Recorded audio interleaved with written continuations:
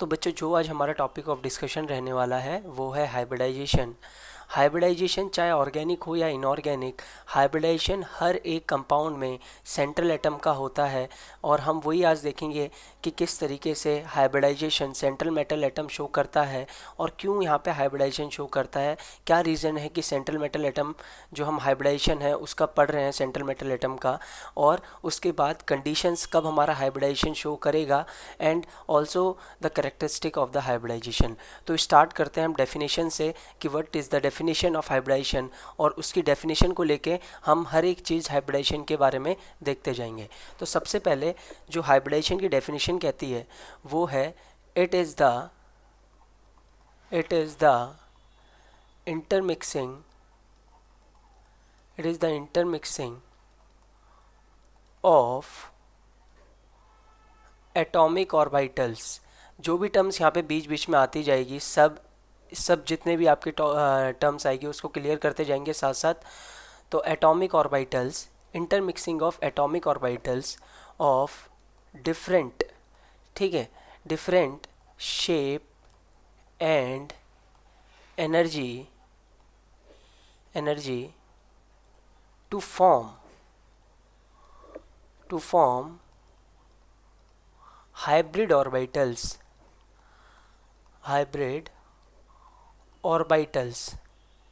ठीक है। Hybrid orbitals के अंदर में जो ब्रैकेट है उसमें लिख देता हूँ इक्वल नंबर, ठीक है, आप ऐड कर देना equal number of atom hybrid orbitals of same shape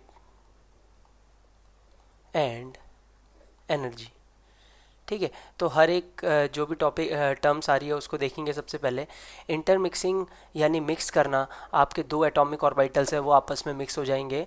of different shape, मतलब आपको पता है हर एक ऑर्बिटल्स या आप किसी सबशेल की बात करते हैं उसकी एक पर्टिकुलर एनर्जी रहती है।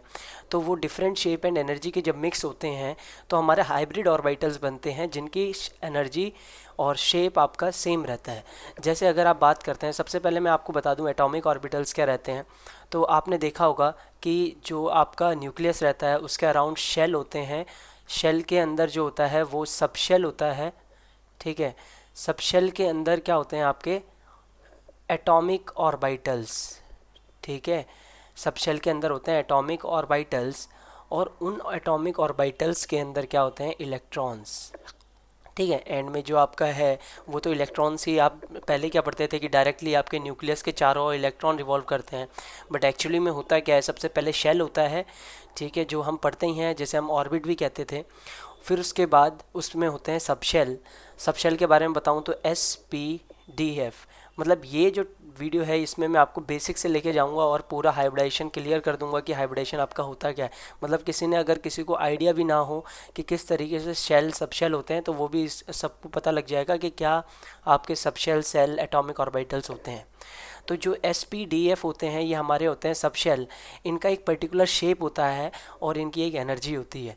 जैसे अगर आप देख रहे हैं S है तो S का स्फेयर शेप होता है, P का डम्बल शेप होता है, D का डबल डम्बल होता है, F का कॉम्प्लेक्स शेप होता है, इस तरीके से। तो ये सारे जो होते हैं सबशेल का कुछ ना कुछ शेप होता है और उस शेप के अंदर एटॉमिक ऑर्बिटल्स होते हैं। जैसे अगर मैंने बोला P, तो P के एटॉमिक ऑर्बिटल्स होते हैं, मैं आपको अभी आप याद कर लीजिए S में कितना ऑर्बिटल्स होते हैं, एक। P में जितने होते हैं, P में होते हैं 3 ऑर्बिटल्स, आपके D में जो होते हैं वो होते हैं 5 ऑर्बिटल्स। और एक ऑर्बिटल्स में अगर मैं बात करूं, वन ऑर्बिटल में कितने इलेक्ट्रॉन आ सकते हैं, मैक्सिमम ऑफ 2 इलेक्ट्रॉन। ये आपकी सब कुछ ना कुछ लॉज हैं, थ्योरी हैं, उन्होंने आपको डिस्क्राइब करके, पॉली एक्सक्लूजन जो आपका प्रिंसिपल है, हंस रूल ऑफ मैक्सिमम मल्टीप्लिसिटी है, इन सारों ने कुछ इलेक्ट्रॉन को फिल करने में ऑर्बिटल्स के अंदर कुछ रूल्स हैं, वो हम आगे जाके देखते जाएंगे कि किस तरीके से रूल हमें बताते हैं। अभी आपको इतना याद रखना है कि एटॉमिक ऑर्बिटल्स में अगर एक एटॉमिक ऑर्बिटल है उसमें 2 मैक्सिमम इलेक्ट्रॉन आ सकते हैं। यहाँ पे अगर हम आगे बात करें कि हाइब्रिडाइजेशन में इंटरमिक्सिंग ऑफ एटॉमिक ऑर्बिटल्स किस तरीके से होता है, तो अगर हम देखें एटॉमिक ऑर्बिटल्स, मैंने आपको बताया कि एटॉमिक ऑर्बिटल्स आपके जैसे S है तो S का एक ऑर्बिटल होता है। P के ये फॉर्मूला है इनका निकालने का, किस तरीके से हम निकालते हैं, ठीक है। तो P में अगर आप देखते हैं P में 3 ऑर्बिटल हैं, तो P के जो 3 ऑर्बिटल हैं उनका नाम होता है PX, यानी X एक्सिस में जो अलाइंड होता है, डम्बल शेप जो होती है X एक्सिस में अलाइंड होती है, इसमें PY और PZ, ये तीन जो आपने नाम देखे P Y P Z, sorry, तो पी वाई और पी जेड इस तरीके से आपके डिवाइड होते हैं ये आपके तीन में। ठीक है, सबके अंदर दो दो इलेक्ट्रॉन आते हैं, तो ओवरऑल अगर आप देखेंगे कितने इलेक्ट्रॉन्स आ सकते हैं, तो एस में 2 इलेक्ट्रॉन आ सकते हैं, पी में कितने आ सकते हैं 6, बिकॉज इसमें 3 ऑर्बिटल्स होते हैं, यहाँ पे 5 ऑर्बिटल्स होते हैं डी में, तो यहाँ पे मैक्सिमम ऑफ 10 इलेक्ट्रॉन आ सकते हैं। ठीक है तो हम स्टार्ट करते हैं हम किस तरीके से इंटरमिक्सिंग होता है। तो एटॉमिक ऑर्बिटल्स जो अलग अलग शेप के होते हैं, एनर्जी के होते हैं, क्यों हमें हाइब्रिडाइजेशन की ज़रूरत पड़ी, ये सारी चीज़ें अभी हम आगे डिस्कस करते हैं। तो सबसे पहले अगर आप देखेंगे, मैं आपको एक एग्जांपल लेके बताऊंगा CH4 का। तो CH4 आपका क्या होता है, CH4 होता है आपका मीथेन। ठीक है, तो मीथेन में किस तरीके से आपकी हाइब्रिडाइजेशन होती है, तो हाइब्रिडाइजेशन की ज़रूरत क्यों पड़ी है। तो देखिए आप CH4 में क्या होता है, सबसे पहले आप सेंट्रल मेटल एटम को बनाएंगे, क्योंकि सेंट्रल मेटल एटम जो होता है वही एक ऐसा एटम है जो बाकी एटम से कम्प्लीटली जुड़ा हुआ है, मतलब लिंकेज, जैसे आप बोलेंगे इसमें 4 हाइड्रोजन है तो 4 हाइड्रोजन कार्बन से जुड़े हुए हैं, तो आप ये लेके चलेंगे कि सेंट्रल एटम को ही है जो सारे एटम से बॉन्ड बनाता है। तो यहाँ पे मैं आपको सेंट्रल एटम की इलेक्ट्रॉनिक कॉन्फ़िगरेशन लिख के दिखाऊंगा। 6 आपका एटॉमिक नंबर होता है कार्बन का, तो ये हो जाएगा 1s2 2s2 2p2। ठीक है, 6 इलेक्ट्रॉन के हिसाब से मैंने इसकी इलेक्ट्रॉनिक कॉन्फ़िगरेशन लिख दी। अब मैं इनके एटॉमिक ऑर्बिटल्स बनाऊंगा। ठीक है, जैसे मैंने आपको बताया यहाँ पे मैं इस तरीके से ऑर्बिटल्स तो नहीं बनाऊंगा, मैं नॉर्मल जो बॉक्स की फॉर्म में वो एटॉमिक ऑर्बिटल्स बनाऊंगा। तो सबसे पहले मैं ग्राउंड स्टेट पे बनाऊंगा, ग्राउंड स्टेट। ओके, तो ग्राउंड स्टेट एक ऐसी स्टेट होती है जो नेचुरल स्टेट होती है किसी भी एटम की। तो यहाँ पे ग्राउंड स्टेट में अगर आप देखेंगे और C6 को बनाएंगे ग्राउंड स्टेट में, तो यहाँ पे आप देखते हैं कि एक तो आपके 1s का ऑर्बिटल, मतलब 1s2 है, 2s2 है और 2p2 है। ठीक है, ये 1 2 ये आपके क्या बताते हैं, ये आपको बताते हैं कौन सा शेल है। तो पहले शेल में 2 इलेक्ट्रॉन आते हैं तो 1s में आते हैं, फिर उसके बाद अगले में 8 आते हैं जिसमें s में 2 और p में 6 आते हैं। ठीक है, तो यहाँ पे मैं वो ऑर्बिटल्स बनाऊंगा ग्राउंड स्टेट में, मैंने अगर मैं ऑर्बिटल्स बनाऊंगा तो जो लास्ट के ऑर्बिटल्स हैं, या आप ये बोल सकते हो जो वैलेंस शेल है, मैं उसी के बनाऊंगा। ठीक है, क्योंकि ये अभी मैं आपको कंडीशंस में बताऊंगा कि जो आपके हाइब्रिडाइजेशन होता है उसमें आपका सेंट्रल एटम जो होता है उसके वैलेंस शेल ही हाइब्रिडाइजेशन में पार्ट लेते हैं। बिकॉज आपने देखा होगा, अगर मैं आपको बोलता हूँ सोडियम, तो सोडियम होता है 2 8 1, तो एक इलेक्ट्रॉन उसका आउटर मोस्ट में है, तो बॉन्ड फॉर्मेशन में तो वो आउटर मोस्ट इलेक्ट्रॉन ही मदद करता है, यानी वैलेंस शेल के इलेक्ट्रॉन ही मदद करते हैं।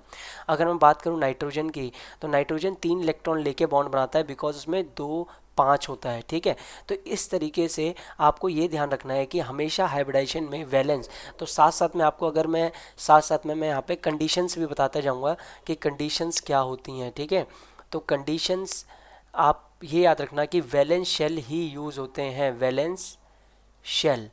तो वैलेंस शेल आपके जो होते हैं वही हाइब्रिडाइजेशन में पार्ट लेते हैं, बाकी जैसे मैंने 1s का बोला तो 1s नहीं लेगा।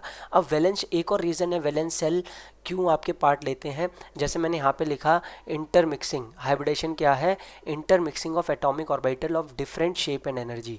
बट जब आप देखेंगे इंटरमिक्सिंग जो इसमें होता है वो आपके डिफरेंट शेप और एनर्जी के एटॉमिक ऑर्बिटल्स में तो होता है, बट वो इतनी भी ज़्यादा एनर्जी डिफरेंट नहीं होनी चाहिए, वो नियरली सेम एनर्जी के जो एटॉमिक ऑर्बिटल्स होते हैं उन्हीं में आपकी हाइब्रिडाइजेशन होती है।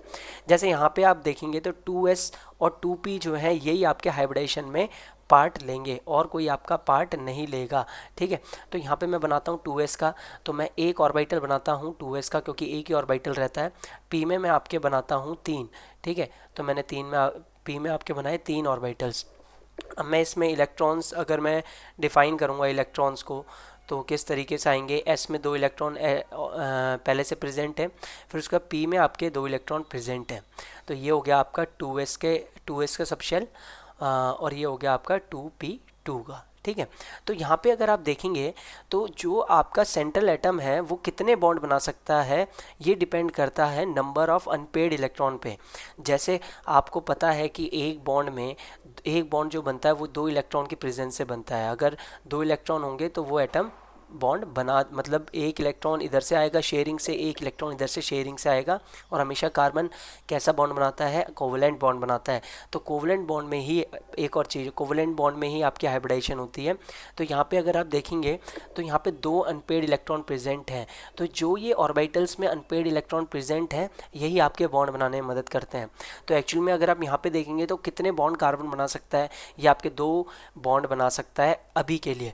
बट जब कोई भी एटम बॉन्ड बनाने के लिए जाता है तो वो अपने एक्साइटेड स्टेट पे जाता है, उसे थोड़ी एनर्जी मिलती है और वो एक्साइटेड स्टेट पे जाता है। एक्साइटेड स्टेट एक ऐसी स्टेट होती है जिसमें आपका नियरली, जैसे आपने देखा C6 तो ये रहेगा ही, बट जो नियरली सेम वाले एटॉमिक ऑर्बिटल्स हैं, जैसे आप देख रहे हैं ये और 2s और 2p, ठीक है। तो इसमें होता क्या है कि जो आपके इसमें पेयर्ड वाले इलेक्ट्रॉन हैं वो आपके उनमें क्या होती है, अनपेयरिंग हो जाती है, यानी डिफरेंट एनर्जी, इतनी भी एनर्जी यहाँ पे अगर आप देखेंगे, एक सेकेंड मैं आपको यहाँ पे जो दिखाया है, यहाँ पे पहले क्या था, ये पेयर्ड थे, अब एक इलेक्ट्रॉन यहाँ से कहाँ चला गया, इधर में चला गया, जो आपका पी वाला सबशेल था उसमें चला गया, बिकॉज ये नियरली सेम एनर्जी के ऑर्बिटल्स होते हैं। तो थोड़ी सी भी अगर एनर्जी मिलती है, एक्साइटेड स्टेट पे अगर एटम जाता है बॉन्ड बनाने के लिए, तो वो इलेक्ट्रॉन जंप करके अपने नियरली सेम वाले एटॉमिक ऑर्बिटल्स में चले जाता है। तो ये px py pz आप बोल सकते हो, ये तीनों आपके फिल हो चुके हैं एक एक इलेक्ट्रॉन से।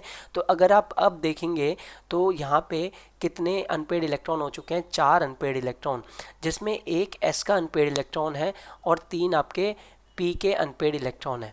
तो यहाँ पे जब आप अब देखेंगे तो 4 कार्बन बॉन्ड बना सकता है, और वही हमने पढ़ाई कि carbon can form 4 covalent bonds, तो 4 कोवलेंट बॉन्ड बनाएगा। अब ये जो हाइड्रोजन है, अगर आप हाइड्रोजन को देखेंगे तो हाइड्रोजन के पास एक इलेक्ट्रॉन होता है 1s1, ओके। तो 1s में एक ही ऑर्बिटल, मतलब एक ही ऑर्बिटल होता है उसका s का, तो वही आपका एक इलेक्ट्रॉन होता है, वही आपका बॉन्ड बनाता है। ये भी अनपेड है और ये भी अनपेड है, तो एक बार ये बनाएगा, ऐसे ही बाकी हाइड्रोजन जो होंगे, जैसे एक हाइड्रोजन ये रहा, दूसरा हाइड्रोजन, 4 हाइड्रोजन है टोटल। देखो यहाँ पे CH4 में कितने हाइड्रोजन है, 4 हाइड्रोजन। तो चारों हाइड्रोजन चारों ऑर्बिटल से बॉन्ड बना देंगे। अभी मैं इनकी एक परफेक्ट जो आपका लेआउट है वो दिखाऊंगा किस तरीके से आपके ये आप शो कर सकते हैं। अभी मैंने आपको जनरलाइज वे में बताया, और मैं आपको ये रीज़न बताना चाहता हूँ कि हाइब्रिडाइजेशन क्यों हम पढ़ रहे हैं, ठीक है। तो और क्यों होती है हाइब्रिडाइजेशन, तो यहाँ पे अगर आप देखेंगे तो जो H का हाइड्रोजन का S का ऑर्बिटल है उसने किससे बॉन्ड बनाया, कार्बन के S के ऑर्बिटल के साथ।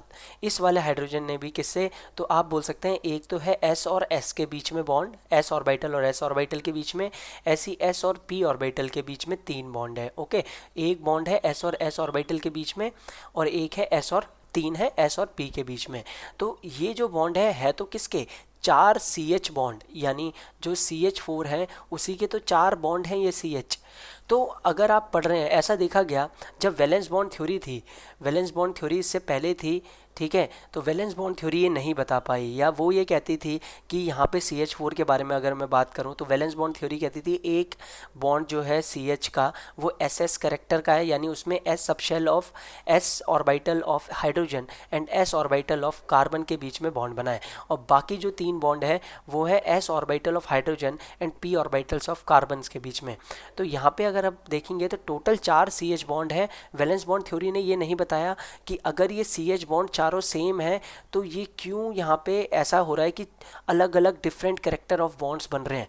जैसे अगर आप देखेंगे एक करेक्टर है SS का और 3 करेक्टर है SP के, ऐसा नहीं होना चाहिए, बिकॉज CH के बॉन्ड जब देखा गया, ऑब्जर्वेशन करी गई, जब आपके अलग अलग तरीके होते हैं, स्पेक्ट्रोफोटोमीटर होता है, वो आपके करेक्टरिस्टिक ऑफ बॉन्ड बताता है कि कैसे कैसे बॉन्ड है। तो ऐसा देखा गया कि CH4 में चारों बॉन्ड का करेक्टर सेम होता है। तो अगर चारों बॉन्ड का करेक्टर सेम होता है CH4 में, तो ऐसा क्यों है कि एक SS के बीच में है और 3 जो है वो SP का करेक्टर है। तो इसको सॉल्व करने के लिए आपका आया हाइब्रिडाइजेशन, ठीक है। तो हाइब्रिडाइजेशन ने जो बताया वो क्या बताया कि जब आपका ये बॉन्ड बनाता है कार्बन, तो कार्बन ने जब हाइड्रोजन के साथ बॉन्ड बनाया उससे पहले वो होगा हाइब्रिडाइज्ड, यानी उसको होना पड़ेगा हाइब्रिडाइज्ड, ताकि उसके चारों ऑर्बिटल्स का करेक्टर सेम हो जाए, फिर वो हाइड्रोजन से बॉन्ड बनाएगा। यानी पहले हमने क्या पढ़ा था कि डायरेक्ट देख रहे हैं आप, एस ने एस से बना दिया, एस ने एस से, पी ने एस से बना दिया, मतलब हाइब्रिडाइजेशन नहीं हुई। अभी हमने हाइब्रिडाइजेशन की डेफिनेशन भी अभी ढंग से हमने पूरी एनालाइज नहीं करी है। जब हम उसे एनालाइज करेंगे तो एक एक चीज़ देखेंगे हम कि क्या है उसका मतलब। तो यहाँ पे अगर हम देखें तो इंटरमिक्सिंग होती है एटॉमिक ऑर्बिटल्स। अब आपको थोड़ा बहुत समझ आने लग जाएगा कि बॉन्ड बनाने से पहले जब कार्बन, आपका सेंट्रल एटम जो है, बॉन्ड बनाने से पहले बाकी एटम से वो होगा हाइब्रिडाइज्ड, क्योंकि नहीं तो करेक्टर सेम नहीं होंगे सारे बॉन्ड के। तो ये करेक्टर सेम करने के लिए, ये जो करेक्टर है अभी डिफरेंट है, 3 बॉन्ड के करेक्टर अलग है, एक 3 बॉन्ड के करेक्टर है sp के, एक बॉन्ड का करेक्टर है ss का, तो पहले ये होंगे हाइब्रिडाइज। तो वैलेंस बॉन्ड थ्योरी ये नहीं बता पाई, हाइब्रिडाइजेशन ने बताया। हाइब्रिडाइजेशन ने क्या बताया, अब आगे देखते हैं, ठीक है। तो हाइब्रिडाइजेशन ने क्या बताया कि यहाँ पे सबसे पहले हाइब्रिडाइजेशन होगी कैसे। अगर मैंने बोला एस आपका सबशेल है, तो एस का जो ऑर्बिटल है ऐसे बनाते हैं, मैंने बताया आपको स्फीयर शेप में। पी जो है, जैसे मैं अभी आपको CH4 का एग्जांपल बता रहा हूँ, तो CH4 के एग्जांपल में अगर आप देखेंगे तो एक ऐसे सेंट्रल एटम के पास जो बॉन्ड बना रहा है, और पी है, तो पी का मैंने एक ये बना दिया, एक मैंने ये बना दिया, ठीक है। मैं थोड़ा आपको डिफरेंट शो करूँगा क्योंकि आपको पता है PX PY PZ 3 है, एक ये वाला है, एक ये वाला है, एक ये वाला है, तो मैंने तीनों की शेप अलग अलग बनाई, ठीक है।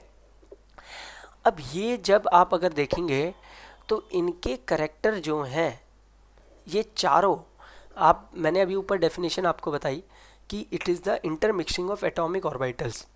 तो ये मैंने आपको एटॉमिक ऑर्बिटल्स दिखाए, एटॉमिक ऑर्बिटल्स आपके पास हैं, एक है एस का, 3 है आपके पी के, ठीक है। तो ये क्या करते हैं, इंटरमिक्सिंग होती है इनमें ऑफ एटॉमिक ऑर्बिटल्स। एक बार कलर चेंज कर लेते हैं इसमें, ठीक है, ताकि आपको ढंग से समझ आ जाए। तो यहाँ पे आप देखेंगे इंटरमिक्सिंग ऑफ एटॉमिक ऑर्बिटल्स, यानी एटॉमिक ऑर्बिटल्स की इंटरमिक्सिंग होती है, वो मिक्स होते हैं आपस में, ठीक है। नाम से पता चल रहा है हाइब्रिडाइजेशन, यानी कुछ ना कुछ मिक्स होकर एक हाइब्रिड बन रहा होगा, ठीक है। वो डिफरेंट शेप एंड एनर्जी के होते हैं, तो हमने अभी पढ़ा ना, एस की अलग एनर्जी होती है, पी की अलग एनर्जी होती है, ठीक है। तो एस पी की अलग एनर्जी होती है सबकी, तो ऑब्वियस सी बात है उनकी different shape and energy, but इतनी भी डिफरेंट नहीं है।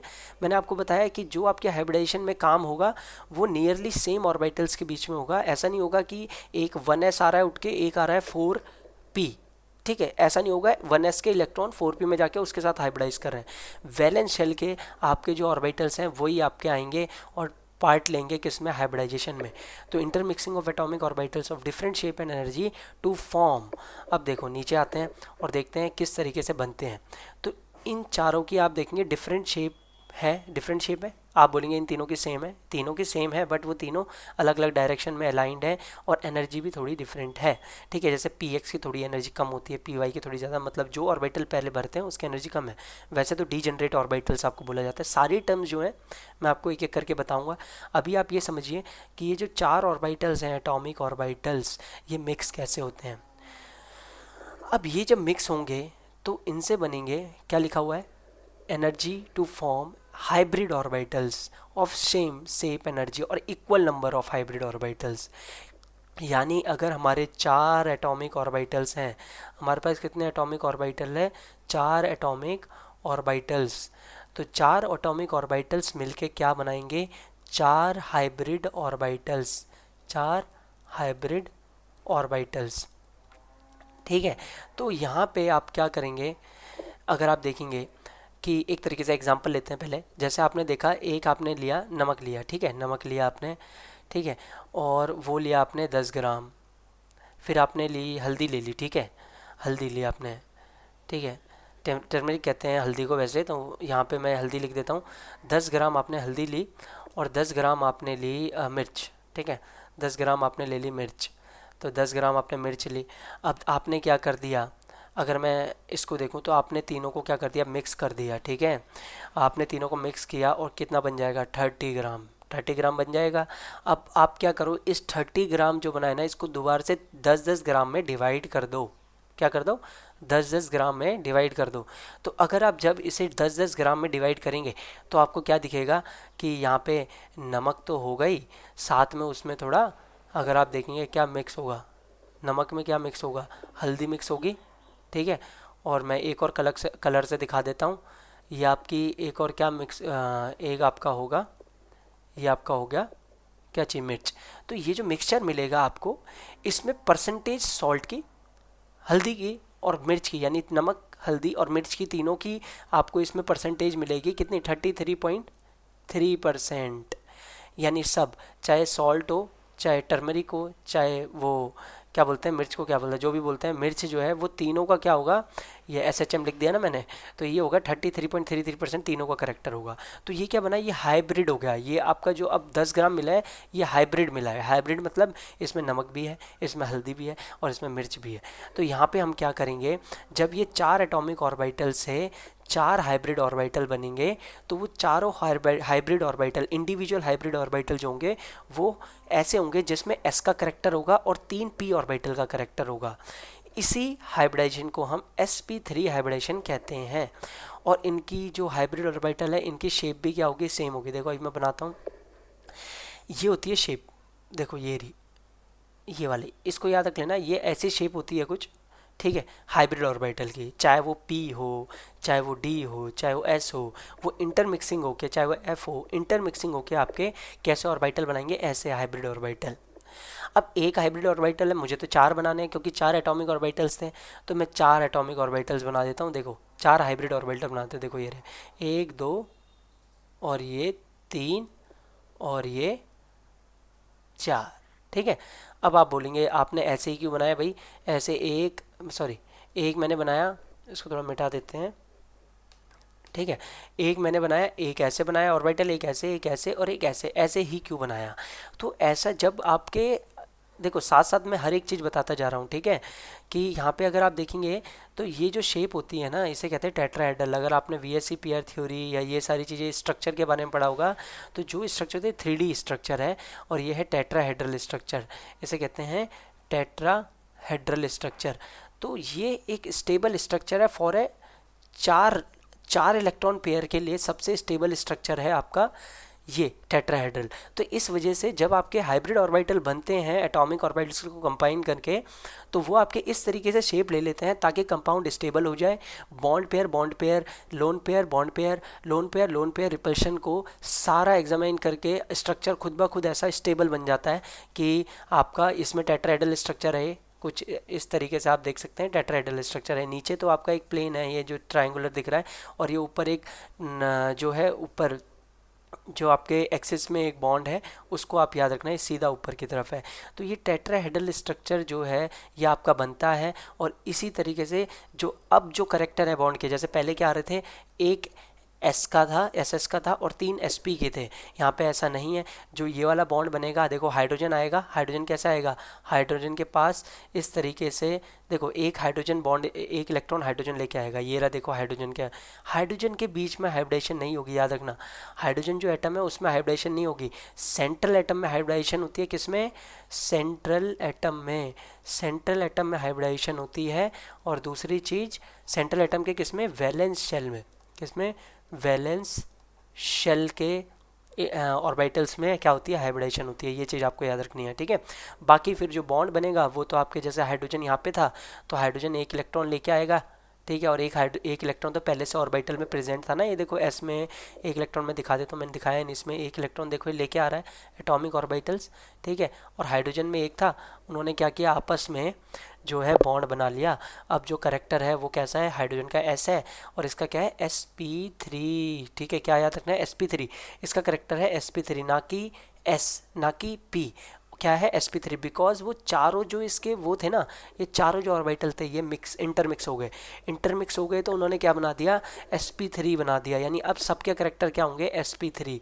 सब बॉन्ड का जो करेक्टर होगा ना, कार्बन वाला जो वो था एटॉमिक ऑर्बिटल्स, उसका क्या करेक्टर होगा, sp3। बाकी हाइड्रोजन जुड़ते जाएंगे, हाइड्रोजन ये रहे, देखो मैंने जोड़ दिए, बस ये हो गया आपका, यही आपकी हाइब्रिडेशन होती है। तो हाइब्रिडेशन आपको मैंने अभी जो बताई उसको दोबारा से एक बार रिवाइव करेंगे। इट इज़ द इंटरमिक्सिंग, ठीक है, क्या होती है, इंटरमिक्सिंग होता है एटॉमिक ऑर्बिटल का। तो एटॉमिक ऑर्बिटल इंटरमिक्स हुए, डिफरेंट शेप और एनर्जी के थे, बट वो इतनी भी डिफरेंट नहीं है, ये याद रखना। और कितने बनाए, हाइब्रिड ऑर्बिटल बनाए जो इक्वल नंबर में थे और उनकी शेप और एनर्जी सेम थी। शेप देखो सेम है और उनकी एनर्जी भी सेम होती है। तो इसी को कहते हैं हाइब्रिडेशन। कुछ कंडीशंस हैं, पहला कि जो आपके वैलेंस शेल है वही आपका बनाता है, ठीक है। मैं यहाँ पे कंडीशंस कुछ लिख देता हूँ, ठीक है, कंडीशंस, और कुछ करेक्टरिस्टिक के बारे में बात कर लेंगे, ठीक है, करेक्टरिस्टिक और ख़त्म करते हैं यहाँ पे, ठीक है। करेक्टरिस्टिक्स देखो, यहाँ पे अगर आप देखेंगे कंडीशंस में, तो कंडीशंस पहली तो होती है सेंट्रल एटम बनाता है, हाइब्रिडेशन कितने होती है सेंट्रल एटम में। और एक चीज़ याद रखना, हाइब्रिडेशन ऑर्गेनिक हो चाहे इनऑर्गेनिक हो, दोनों में होती है, सेंट्रल एटम कर सकता है हाइब्रिडेशन। जैसे अभी आपने पढ़ी sp3 वाली, ठीक है, जो कार्बन होता है क्या बनाता है, एक तो सिंगल बॉन्ड बनाता है, एक डबल बॉन्ड बनाता है, एक ट्रिपल बॉन्ड भी बनाता है। बाद में हम बहुत सारी बात करेंगे हाइब्रिडेशन कैसे निकालते हैं, किस तरीके से हम अलग अलग तरीके हाइब्रिडेशन निकालेंगे, सिंपल तरीक़ों से निकालेंगे, शॉर्टकट से निकालेंगे। sp3 sp2 sp, ये आपके क्या है, ये हाइब्रिडेशन कौन शो करता है, तीन ही हाइब्रिडेशन शो करता है। कार्बन, कार्बन 4 बॉन्ड बनाता है, ठीक है। तो यही मैक्सिमम हाइब्रिडेशन है जो वो शो करता है, वो बताऊंगा मैं आगे किस तरीके से sp करता है, sp2 करता है, sp3 करता है। बाकी इसके बाद भी sp3d होती है हाइब्रिडेशन, sp3d2 होती है हाइब्रिडेशन, sp3d3 होती है हाइब्रिडेशन, अलग अलग तरीके की हाइब्रिडेशन होती है, वो हम पढ़ेंगे आगे जाके कैसे हमारे शो करते हैं। बाकी सब में कॉन्सेप्ट यही लगने वाला है कि एटॉमिक ऑर्बिटल्स मिक्स होते हैं, इंटरमिक्स होते हैं, सेम तरीके के हाइब्रिड ऑर्बिटल बनते हैं और same shape and energy. Conditions मैंने बताई, सबसे पहले सेंट्रल एटम की, सेंट्रल एटम में होती है। दूसरा वैलेंस शेल इन्वॉल्व होता है, हमेशा वैलेंस शेल के ऑर्बिटल्स होते हैं। मैं थोड़ा शॉर्ट में लिखूंगा, वैलेंस शेल के ऑर्बिटल सुन लो आप। वैसे वैलेंस शेल के जो आपके एटॉमिक ऑर्बिटल्स हैं वही आपके पार्ट लेते हैं हाइब्रिडेशन में, ठीक है, सेंट्रल एटम के। और तीसरी कंडीशंस ये है आपकी, स्मॉल एनर्जी डिफरेंस होना चाहिए, ठीक है। मैं किसकी बात कर रहा हूँ, स्मॉल एनर्जी, अरे क्या हो गया ये, एनर्जी डिफरेंस होना चाहिए, ठीक है। स्मॉल एनर्जी डिफरेंस किस में होना चाहिए, जैसे अभी हमने क्या किया, 2s और 2p में हाइब्रिडेशन कराया, ठीक है। ये या इसमें हाइब्रिडेशन हो सकती है, यानी इन दोनों के ऑर्बिटल्स आपस में हाइब्रिडाइज कर सकते हैं। ऐसा नहीं हो सकता 1s 3p के साथ हाइब्रिडाइज कर रहा है, ठीक है, इसके ऑर्बिटल इसके, ऐसा नहीं हो सकता, ठीक है। ऐसा नहीं हो सकता 4p और आपका 4p और 2s कर रहा है, 4p और 3 एनर्जी के हिसाब से बेसिकली, मतलब एनर्जी जब नियरली सेम होती है ना, वही आपके हाइब्रिडाइज करते हैं। स्मॉल एनर्जी का जब डिफरेंस होता है, लार्ज एनर्जी के डिफरेंस वाले हाइब्रिडाइज इसलिए नहीं कर सकते बिकॉज नेचर ही सेम नहीं है उनका, एनर्जी इतने डिफरेंस है, तो इलेक्ट्रॉन किस तरीके से एक्साइटेड होंगे उसमें, ये भी तो आप सोचो। तो थोड़े कॉमन सेंस अगर आप करेंगे तो हाइब्रिडेशन बहुत सिंपल है, ठीक है।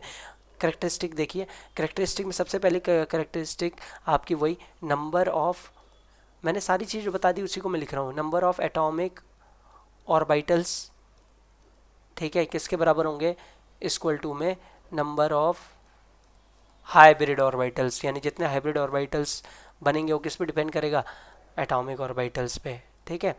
और क्या चीज़ बतानी है आपको, एक है आपका जो हाइब्रिड ऑर्बिटल होंगे वो सेम शेप एंड एनर्जी के होंगे, करेक्टरिस्टिक है, ठीक है, सेम शेप एंड एनर्जी के होंगे। मैंने बताया शेप सारों की सेम है और एनर्जी तो होगी जब शेप सेम है। ये सारी चीज़ें देखो बनाए मैंने, इसी से बनाने, इसी तरीके से बनाना है आपको, ये तरीका, ठीक है। ज्योमेट्री सबसे important, geometry of the molecule hybridization बनाता है, ज्योमेट्री ऑफ मॉलिक्यूल, यानी अगर आपके पास मॉलिक्यूल है टेट्राहेड्रल, ये देखो ये ज्योमेट्री है ना, ज्योमेट्री मतलब उसके किस तरीके से वो जो बॉन्ड है अलाइंड होते हैं, किस तरीके से वो आपका स्ट्रक्चर बनाते हैं। तो ये सारी चीज़ें जो हैं ये आपका बताता है हाइब्रिडाइजेशन। हाइब्रिडेशन बहुत सारी प्रॉब्लम सॉल्व कर दी, एक तो देखो स्ट्रक्चर की ज्योमेट्री की कि किस तरीके से आपके बॉन्ड होंगे, किस डायरेक्शन में आपके बॉन्ड होंगे, आप अपनी मर्जी से बॉन्ड नहीं लगा सकते। तो ये सारी चीज़ें आपने हाइब्रिडेशन सॉल्व करी। तो हाइब्रिडेशन में बस इतना ही, बिकॉज ज़्यादा बड़ी लंबी वीडियो हो जाएगी, बाकी बताने के लिए बहुत कुछ है हाइब्रिडेशन में। हाइब्रिडेशन कितनी तरीके की होती है, किस तरीके से निकाली जाती है, हर एक चीज़ देखेंगे छोटी छोटी वीडियोज़ में। तो अभी के लिए इतना ही, हाइब्रिडेशन में इतना ही, देखेंगे अगली वीडियो में। तो ओके, टाटा, बाय बाय।